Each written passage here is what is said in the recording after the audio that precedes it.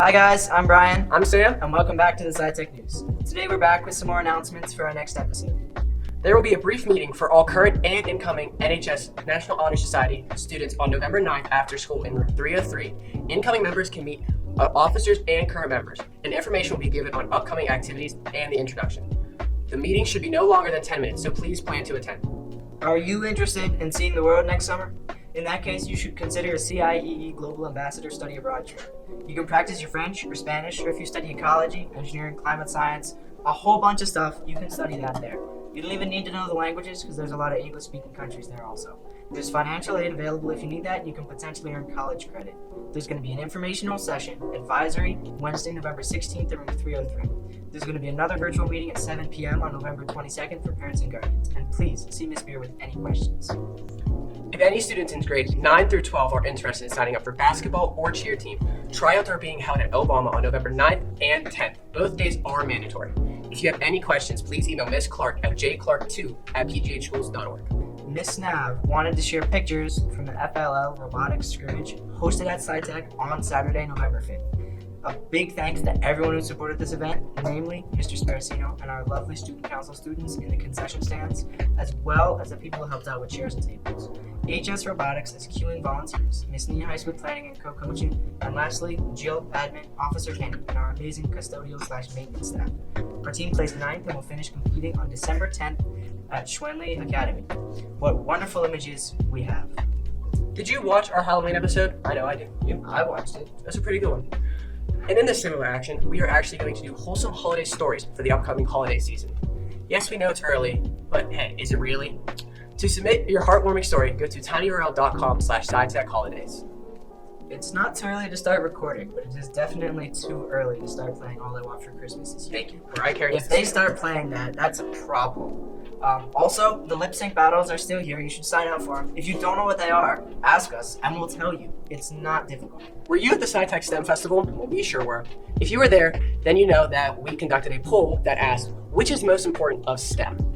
Which, if you don't know, stands for Standardized Testing, Ecology, and Motocross. No, it doesn't. The clear winner of our poll, which now sits in the hallway leading to the newsroom, was math over there. Math had 21 votes. engineering had, Like 16 or something. technology I had. think 7, and then science had like 6. Now from the poster, some of our favorite ones then. For S, science is in a lot of ways base of every category of STEM, therefore reigning superior. Science helps us determine that our biggest problems were our problems. T, that's technology.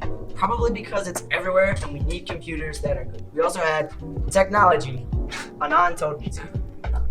E is best. Engineering builds cool stuff. Engineering starts with E for epic. There's M for math. Math because Miss Nia Heiss says so. Math, Jacob Moore. I, and then the little heart, math. Thank you to everyone who came, and especially if you visited the SciTech News table, and double especially if you filled out our poll. And even more so if you signed up for the lip sync battles where you were there. We need as many people for the lip sync battles as we can, otherwise it won't be as fun. Now we at the SciTech News are here today to answer an age-old question, bark up or bark down? Many people say that bark up would keep wood drier, but we here at the SciTech News think that with bark down, it makes it easier for water to seep into the wood, causing rot and resulting in not being able to be used. I've never heard of that age-old question. Nor have I. Now bark up, on the other hand, protects the wood from rain, but not from what might be lying around on the ground. This is why we believe in compromise. Bark down on the bottom and bark up on the top. Seems pretty good to me, I would say. Let us know how you would store your wood. I, personally, would take a tarp and put it over it.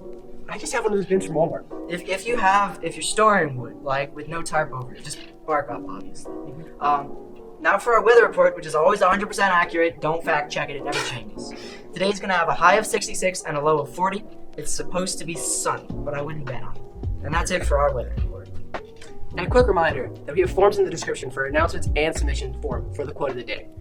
You know you can view all of these and all of our information at linktr.ee/SciTechNews. The link tree is great.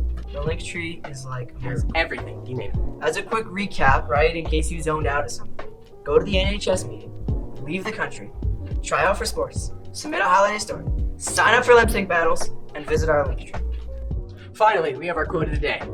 If I can get into the federal building with just my Sheets card, I can get into your house. And as always, bye everyone! Adios.